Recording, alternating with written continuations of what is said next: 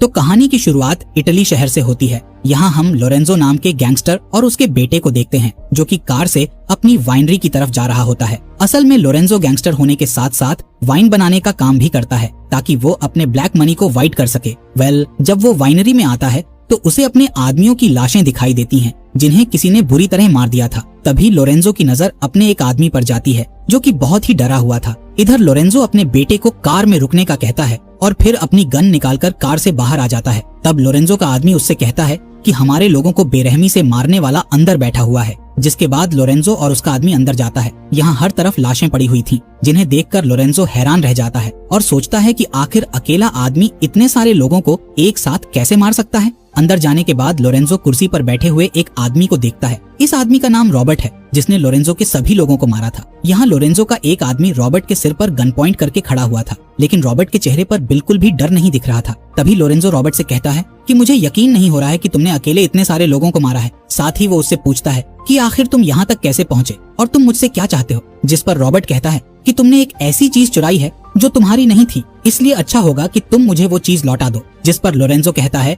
कि तुम यहाँ तक आ तो गए हो, लेकिन अब तुम्हारी लाश यहाँ से बाहर जाएगी। ये सुनकर रॉबर्ट को गुस्सा आ जाता है और वो लोरेंजो से कहता है कि तुम्हारे पास सिर्फ 9 सेकंड है, जिसके बाद मैं तुम्हें मार दूंगा। 9 सेकंड खत्म होते ही रॉबर्ट अचानक से लोरेंजो के आदमियों पर हमला कर देता है और एक ही झटके में तीनों लोगों को जान से मार गिराता है। इसके बाद वो घायल लोरेंजो को शूट करके उसे भी जान से मार देता है और फिर लोरेंजो के पास रखी एक चाबी को लेकर बाहर आ जाता है, जहाँ वो लोरेंजो के बेटे को देखता है और उसे चुपचाप कार में बैठे रहने का कहता है। अब जैसे ही रॉबर्ट आगे बढ़ता है तब लोरेंजो का बेटा उसे पीछे से शूट कर देता है, लेकिन रॉबर्ट बच्चों को नुकसान नहीं पहुंचाता है, इसीलिए वो उस बच्चे को यहाँ से भाग जाने का कहता है। जिसके बाद घायल रॉबर्ट अपनी कार में बैठकर वहाँ से निकल जाता है। थोड़ी दूर जाने के बाद रॉबर्ट सिसिली शहर के हाईवे पर बेहोश हो जाता है, जिस दौरान सिसिली का लोकल पुलिस ऑफिसर जियो वहाँ आता है, जिसे रॉबर्ट की हालत देखकर समझ आ जाता है कि उसके ऊपर जरूर किसी गैंगस्टर ने हमला किया होगा। इसीलिए वो रॉबर्ट को बचाने के लिए अपने पहचान वाले डॉक्टर के पास ले जाता है।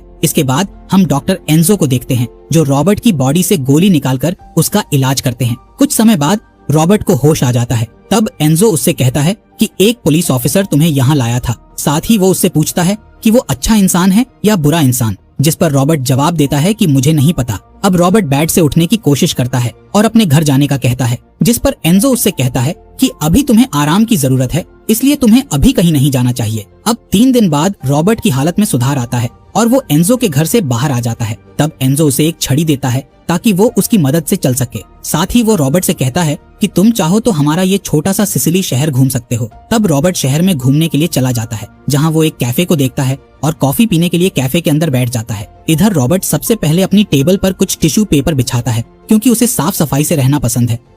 अब कैफे की वेट्रेस अमीना रॉबर्ट के लिए कॉफी लाती है, जिस दौरान उस कैफे में जियो आता है, जिसके साथ उसकी बेटी गैब्रिएला भी होती है। यहाँ जियो रॉबर्ट का हालचाल पूछता है और फिर उसे उसकी कार की चाबी देते हुए कहता है कि तुम्हारे साथ जो भी हुआ है वो किसी आम इंसान के साथ नहीं होता है। साथ ही वो कहता है कि मैं तुमसे कुछ सवाल पूछना नहीं चाहता हूँ और ना ही मैंने तुम्हारी गाड़ी के अंदर रखी चीजों को चेक किया है, क्योंकि मैं नहीं जानना चाहता कि तुम कौन हो। इसी बीच हम CIA के ऑफिस को देखते हैं, जहाँ एमा नाम की ऑफिसर कंप्यूटर पर कुछ काम कर रही होती है। तभी उसके पास रॉबर्ट का फोन आता है। रॉबर्ट उसे लोरेंजो की वाइनरी के बारे में बताता है। तब एमा रॉबर्ट से उसके बारे में पूछती है कि वो कौन है और उनकी मदद क्यों कर रहा है, जिस पर रॉबर्ट कहता है कि मैं सिर्फ एक जिम्मेदार नागरिक हूँ और उसे जल्द से जल्द वाइनरी में CIA की टीम भेजने का कहता है। एमा समझ जाती है कि वो जिस आदमी से बात कर रही है वो कोई आम आदमी नहीं है, क्योंकि उसने लोरेंजो की जगह को खोज लिया था, जबकि पुलिस आज तक लोरेंजो की जगह के बारे में पता नहीं लगा पाई थी। अब रॉबर्ट एमा को वाइनरी का पता बताकर फोन काट देता है, जिसके बाद एमा सैटेलाइट कैमरा की मदद से लोरेंजो की वाइनरी देखती है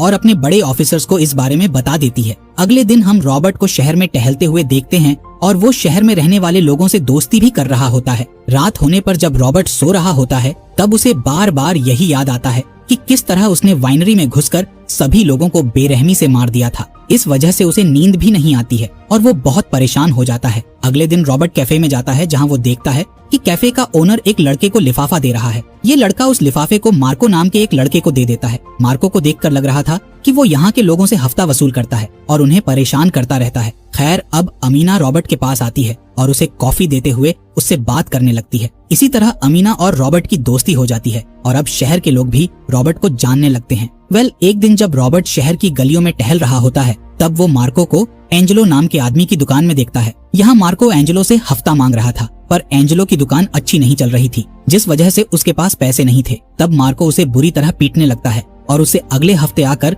दुगने पैसे लेने का कहता है। इसके बाद जब मार्को दुकान से बाहर आता है, तब उसकी नजर रॉबर्ट पर जाती है। मार्को उसे देखने लगता है, लेकिन उससे कुछ कहता नहीं है और वहाँ से चला जाता है। इसके बाद हम मार्को और उसके सभी लोगों को नेपल्स नाम के शहर में जाते हुए देखते हैं, जहाँ मार्को का बड़ा भाई विंसेंट रहता है। असल में विंसेंट यहाँ का बहुत बड़ा गैंगस्टर है, इसलिए सभी उससे डरते हैं। खैर, यहाँ विंसेंट एक अपार्टमेंट के अंदर बैठा होता है और अपार्टमेंट के मालिक से उसका अपार्टमेंट खरीदने का कहता है, लेकिन मालिक उसे बेचना नहीं चाहता था। इसीलिए विंसेंट के लोग मालिक को जान से मार डालते हैं। अब विंसेंट मार्को से मिलता है और उससे कहता है कि तुम लोगों से जितना ज्यादा पैसा वसूल कर सकते हो कर लो, क्योंकि मैं बहुत ही बड़ा प्लान कर रहा हूँ। इसी बीच रॉबर्ट एंजेलो की दुकान में आकर उससे मछलियाँ खरीदता है, जिस दौरान अमीना भी वहाँ आ जाती है और रॉबर्ट को अच्छी मछलियाँ खरीदने का तरीका बताती है। इसके बाद रॉबर्ट एंजेलो को मछली के पैसे देने लगता है, जिस पर एंजेलो उससे पैसे लेने से मना करता है और कहता है कि तुम हमारे मेहमान हो, इसलिए हम तुमसे पैसे नहीं ले सकते। जिसके बाद हम वाइनरी को देखते हैं,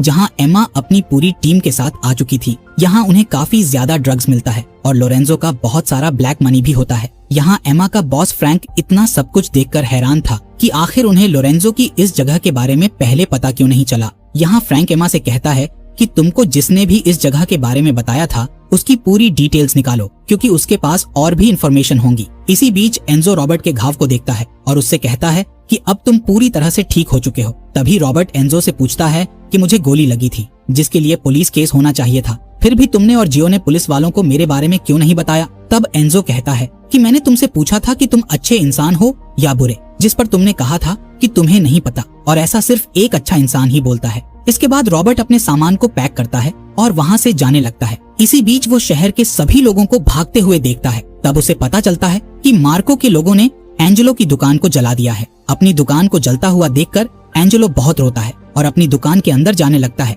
तब सभी लोग उसे संभालते हैं। इधर रॉबर्ट मार्को को देखता है, जो कि अपने लोगों के साथ खड़ा हुआ था। ये सब देखने के बाद रॉबर्ट डिसाइड करता है कि जब तक वो सारे मामलों को ठीक नहीं कर देता, तब तक वो इस शहर को छोड़कर नहीं जाएगा। अगले दिन सभी लोग एंजेलो की दुकान को दोबारा बनाने में उसकी मदद करते हैं। जिस दौरान जियो एंजेलो की दुकान जलाने वालों को सीसीटीवी में देखता है, तब उसे एक ब्लैक कार दिखाई देती है। इसलिए वो अपने ऑफिसर से उस कार का पता लगाकर उन लोगों पर केस करने का कहता है। वहीं रॉबर्ट कैफे में जाकर अमीना से मिलता है, जहां अमीना उसे डिनर के लिए बाहर चलने का कहती है। इसके बाद हम रॉबर्ट और अमीना को शहर में घूमते हुए देखते हैं, जहां दोनों बातें करते हुए खाना खाते हैं। अगले दिन जब रॉबर्ट कैफे में जाता है, तो उसे वहां एमा दिखती है, जो कि छुपकर रॉबर्ट की फोटो खींच रही थी। तब रॉबर्ट उससे पूछता है कि क्या तुम मेरी फोटो ले रही हो। यहाँ एमा समझ जाती है कि उसे जिसकी तलाश है वो आदमी रॉबर्ट ही है। अब एमा रॉबर्ट के पास आकर उससे कहती है कि मैं तुम्हें अरेस्ट करने के लिए पुलिस वालों को लेकर आ सकती थी, लेकिन मैंने ऐसा नहीं किया। तब रॉबर्ट कहता है कि तुम मुझे डरा नहीं सकती। इसके बाद एमा उससे कहती है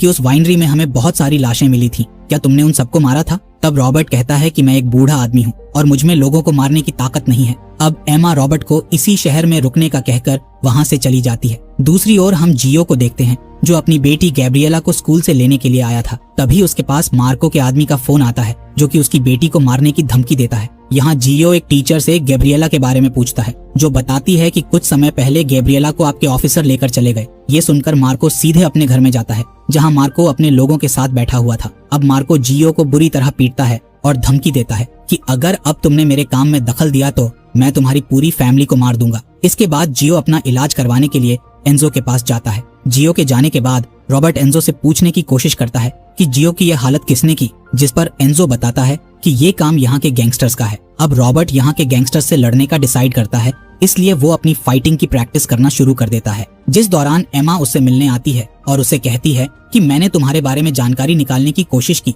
लेकिन मेरे हाथ कुछ भी नहीं लगा। साथ ही वो पूछती है कि यहाँ पर विंसेंट नाम का गैंगस्टर रहता है, क्या तुम उसके साथ भी कुछ करना चाहते हो। पर रॉबर्ट एमा को इस बात का कोई जवाब नहीं देता है। इसके बाद एमा वहाँ से चली जाती है। इसी रात जियो अपनी फैमिली के साथ डिनर करने जाता है, जिस दौरान वहाँ मार्को और उसके लोग भी आ जाते हैं। यहाँ भी मार्को जियो को धमकी देते हुए कहता है कि अब से तुम मेरे लिए काम करोगे। तभी मार्को की नजर रॉबर्ट पर जाती है, जो कि मार्को को घूर कर देख रहा था। इससे मार्को को रॉबर्ट पर गुस्सा आ जाता है और वो रॉबर्ट को धमकी देना शुरू कर देता है। तब रॉबर्ट मार्को से कहता है कि तुम्हें यहाँ से चले जाना चाहिए, वरना मैं तुम्हें ऐसा दर्द दूंगा जो तुम सहन नहीं कर पाओगे। ये सुनकर मार्को और उसके लोग रॉबर्ट पर हंसने लगते हैं। अब जैसे ही मार्को अपना हाथ रॉबर्ट की ओर बढ़ाता है तो रॉबर्ट उसके हाथ को पकड़कर मोड़ देता है, जिससे मार्को की हालत खराब हो जाती है। ये देखकर मार्को के लोग उसे बचाने आते हैं। तब रॉबर्ट मार्को से कहता है कि अपने लोगों को बाहर जाने का बोलो, वरना तुम्हें जान से मार दूंगा। मार्को बहुत दर्द में था, इसलिए वो अपने लोगों को बाहर जाने का कहता है।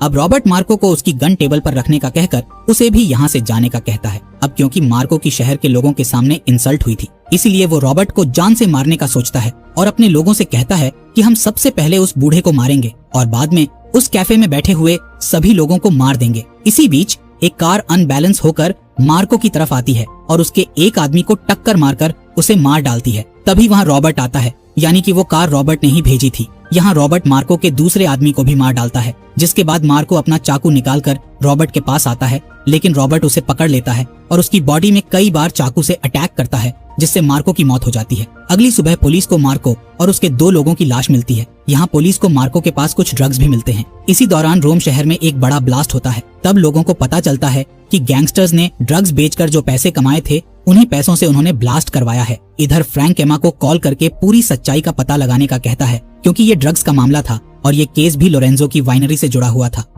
अब एमा पुलिस चीफ से मिलने जाती है और उन्हें एक फाइल देती है जिसमें कुछ क्रिमिनल्स के नाम लिखे हुए थे। दरअसल एमा केस के सिलसिले में इन क्रिमिनल्स से बात करना चाहती थी। अब चीफ उसे एक क्रिमिनल के पास ले जाता है। एमा उस क्रिमिनल से ब्लास्ट वाले केस से जुड़े हुए सवाल पूछती है, जिस पर वो एमा को एक लोकेशन बताता है। इसीलिए पुलिस उस लोकेशन पर जाती है और वहाँ मौजूद लोगों को मार गिराती है, क्योंकि ब्लास्ट में इन सबका हाथ था। दूसरी ओर पुलिस चीफ विंसेंट के घर जाता है, जहाँ सभी मार्को की मौत का शोक मना रहे थे। इधर हमें पता चलता है कि चीफ विंसेंट के लिए काम करता है। चीफ विंसेंट से कहता है कि शहर में CIA वाले आ गए हैं, इसलिए तुम्हें कुछ समय के लिए अपने काले काम बंद करके छुप जाना चाहिए। विंसेंट को चीफ की ये बात पसंद नहीं आती है और वो उससे कहता है कि मैं किसी से नहीं डरता। तब चीफ उससे भला बुरा बोलते हुए कहता है कि तुम्हारे साथ साथ मैं भी फंस जाऊंगा। ये सुनकर विंसेंट गुस्से में आ जाता है और चीफ की कलाई काट देता है और उससे कहता है कि मुझे अभी सिर्फ अपने भाई के कातिल को ढूंढना है, जिसके लिए तुम मेरी मदद करोगे, वरना मैं तुम्हें मार दूंगा। वहीं रॉबर्ट एमा को कॉल करके बताता है कि तुम जिसे ढूंढ रही हो वो बहुत खतरनाक लोग हैं,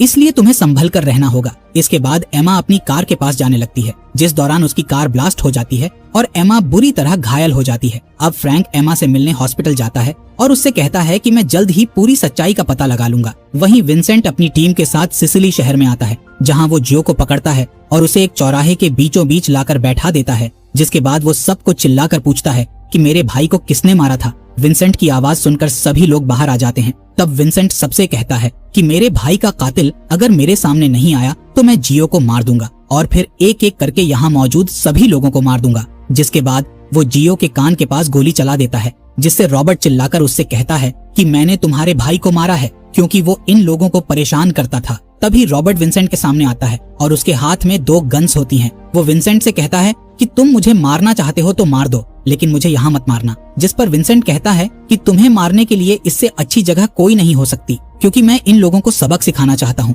कि मुझसे पंगा लेना बहुत बुरा होता है। ये कहकर वो रॉबर्ट के ऊपर गन तान देता है, लेकिन विंसेंट के गोली चलाने से पहले एंजो वहाँ आ जाता है और हवा में एक गोली चला देता है। जिसके बाद एंजो विंसेंट से कहता है कि तुम रॉबर्ट को नहीं मार सकते, क्योंकि ये हमारे परिवार का हिस्सा है। ये सुनकर शहर के सभी लोग आगे आने लगते हैं और अपने फोन की लाइट चालू करके कहते हैं कि हम तुम्हें रॉबर्ट को नहीं मारने देंगे। इसलिए विंसेंट रॉबर्ट को छोड़ देता है और कहता है कि अभी तुम्हारा समय अच्छा है, लेकिन मैं दोबारा आऊंगा और रॉबर्ट के साथ साथ तुम सभी को मार दूंगा। ये कहकर विंसेंट अपने लोगों के साथ वहाँ से चला जाता है और फिर अपने लोगों के साथ मिलकर शहर के सभी लोगों को मारने का प्लान बनाता है। इसके बाद विंसेंट सोने चला जाता है और उसके लोग बाहर पहरा देने लगते हैं। तभी विंसेंट के एक आदमी को कार के पास से कुछ आवाज आती है, इसलिए वो कार के पास जाता है। तब अचानक से रॉबर्ट उस पर हमला करके उसे मार डालता है। दरअसल रॉबर्ट को समझ आ गया था कि विंसेंट सुबह शहर पर हमला कर देगा, इसीलिए वो रात में ही विंसेंट और उसके लोगों को मारने आ गया था। अब रॉबर्ट घर के अंदर आकर घर की लाइट्स बंद कर देता है, जिसके बाद वो विंसेंट के 3 और लोगों को मार डालता है। अब रॉबर्ट CCTV फुटेज देखने वाले आदमी को मारता है। दूसरी ओर विंसेंट के सिर पर खून की एक बूंदे गिरती है, जिससे वो जाग जाता है। तभी अचानक से उसके ऊपर लगे कांच की छत टूट जाती है और उसका मरा हुआ आदमी नीचे लटक जाता है। अब विंसेंट समझ गया था कि कोई इसके लोगों को मार रहा है, इसीलिए वो बहुत डर जाता है। अब विंसेंट कांच के टुकड़ों पर चलते हुए अपनी गन तक पहुंचता है, जिसके बाद वो गन लेकर रूम से बाहर आने लगता है, जिस दौरान रॉबर्ट उस पर हमला करके उसे बेहोश कर देता है। होश में आने के बाद विंसेंट देखता है कि रॉबर्ट ने उसे वायर से बांधा हुआ है रॉबर्ट उससे कहता है कि तुम्हारे पास जिंदा रहने के लिए सिर्फ 6 मिनट हैं, क्योंकि मैंने तुम्हें ड्रग्स दिया है और ये वही ड्रग्स है जिसे तुमने मासूम लोगों को बेचा था और इससे कई लोगों की जानें गई हैं। अब रॉबर्ट उसके सभी वायर खोल देता है और उसे हॉस्पिटल जाकर अपनी जान बचाने का कहता है। इसीलिए विंसेंट भागना शुरू करता है और रॉबर्ट उसके पीछे पीछे जाता है। जैसे ही विंसेंट बाहर पहुंचता है तब उसे एक गाड़ी टक्कर मार देती है, जिससे विंसेंट की हालत और भी खराब हो जाती है। कुछ ही देर में विंसेंट की मौत हो जाती है और फिर रॉबर्ट वहां से निकल जाता है। इसी बीच पुलिस वाले विंसेंट के ठिकानों पर छापा मारते हैं और ड्रग से जुड़े लोगों को अरेस्ट कर लेते हैं। इसके बाद हम रॉबर्ट को देखते हैं जो कि एमा से मिलने हॉस्पिटल जाता है। यहाँ एमा रॉबर्ट से कहती है कि अगर तुम नहीं होते तो आज मैं जिंदा नहीं होती, इसीलिए मैं तुम्हारा शुक्रिया करना चाहती हूँ। यहाँ रॉबर्ट एमा को एक बैग देता है जिसमें पैसे रखे हुए थे। वो एमा को ये बैग बस स्टैंड में रहने वाले किसी बूढ़े आदमी को देने का कहता है। दरअसल ये पैसे उस बूढ़े आदमी की पेंशन थी जिसे किसी ने उनके अकाउंट से चुरा लिया था। रॉबर्ट बताता है कि इन पैसों को ट्रेस करने पर मुझे वाइनरी का पता चला था, इसलिए मैंने वाइनरी में जाकर वहाँ के गैंगस्टर्स को मार दिया, जिसके बाद मैंने वाइनरी की तिजोरी से उस बूढ़े आदमी के चुराए हुए पैसे निकाले और फिर मैं वहाँ से आ गया। यहाँ एमा रॉबर्ट से पूछती है कि वो बूढ़ा आदमी तुम्हारा कौन है, जिस पर रॉबर्ट का कहना था कि मैं उस आदमी से सिर्फ एक बार ही मिला था। कुछ दिनों के बाद एमा बोस्टन जाती है और उस बूढ़े आदमी को उसके पैसे दे देती है। तब वो बूढ़ा आदमी रोते हुए कहता है कि अगर ये पैसे नहीं मिलते तो मेरा घर बिक जाता और मेरा परिवार बेघर हो जाता। कहानी के अंत में हम एमा को उसके ऑफिस देखते हैं, जहां रॉबर्ट ने उसके लिए एक लिफाफा भेजा होता है। इस लिफाफे में एमा की माँ की एक डायरी थी, जिससे पता चलता है कि एमा के पेरेंट्स रॉबर्ट के सबसे अच्छे दोस्त थे। एमा अपनी माँ की डायरी पढ़कर बहुत खुश होती है। दूसरी ओर हम सिसिली शहर के लोगों को देखते हैं जो अपनी फुटबॉल टीम के जीतने पर एंजॉय कर रहे होते हैं। यहाँ रॉबर्ट भी होता है, क्योंकि उसने इसी शहर में रहने का डिसाइड कर लिया था, क्योंकि वो यहाँ के लोगों को पसंद करने लगा था। इसी के साथ ये कहानी यहीं पर खत्म हो जाती है। अगर आपको वीडियो अच्छी लगी हो तो प्लीज वीडियो को लाइक और आपके अपने फॉक्स एक्सप्लेनर हिंदी चैनल को सब्सक्राइब करें।